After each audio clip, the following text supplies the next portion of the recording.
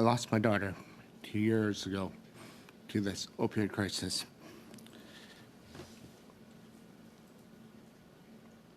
I fought for the last 2 years to save her life, and I failed. The ease that she was able to get safe supply was just one click on Snapchat, and she would be able to get any drug she wanted within 5 minutes. She was in and out of the hospital for the last 2 years of her life. Her first incident of an overdose was on fentanyl. The mental health was called in to give her a report, and within 5 minutes she was released from the hospital, saying that she was okay.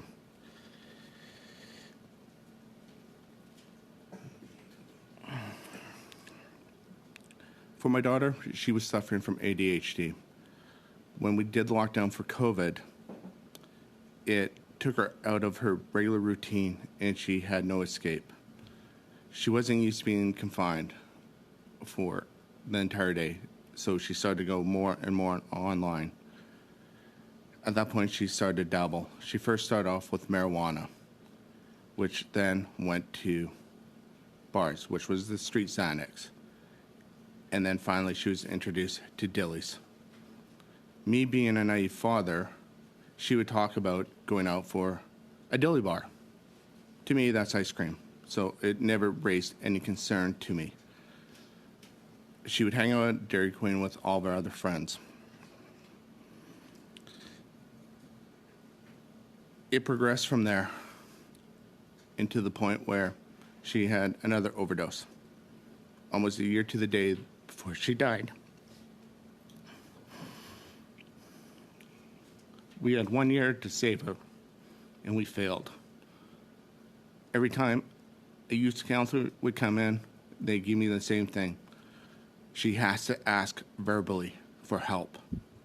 My daughter was stubborn. She would never ask anyone for help. Me being a father, I had to sit there and watch my daughter commit suicide for a year without able to help her. We would have drug counselors who would come in to talk to her, and they would tell her that marijuana is okay for her to continue to use. It took me right out of the picture. I could not control any substance my daughter took. In her mind, that gave her the right to keep on smoking marijuana, which put me in the hardest position of my life. Do I let her go to the streets to get her marijuana, or do I become a drug dealer to my own daughter? I took the latter and started to give my daughter the marijuana she needed to make sure that she was getting a safe amount.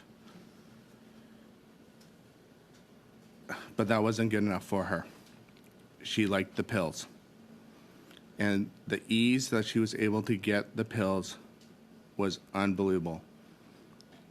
She would go to the local park and she would have what they call safe supply within 5 minutes.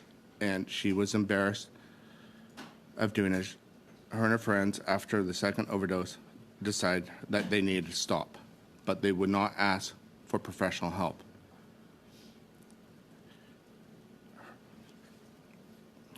She got to the point where she was embarrassed and she is an addict, so she started to hide it. She would wait till I went to sleep, then she would take her pill in her bed.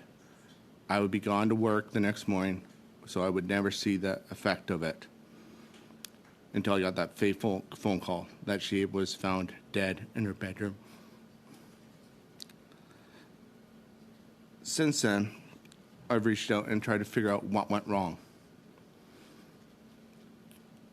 I've talked to MLAs, I've talked to the police. The police keep on telling me that they're handcuffed. Talking to counselors, they don't have enough resources.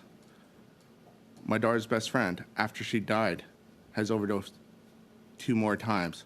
Her other best friend has overdosed 3 more times since her death. We finally got one of them into rehab. After she finally reached out and asked for help, it took her a month and a half to find a bed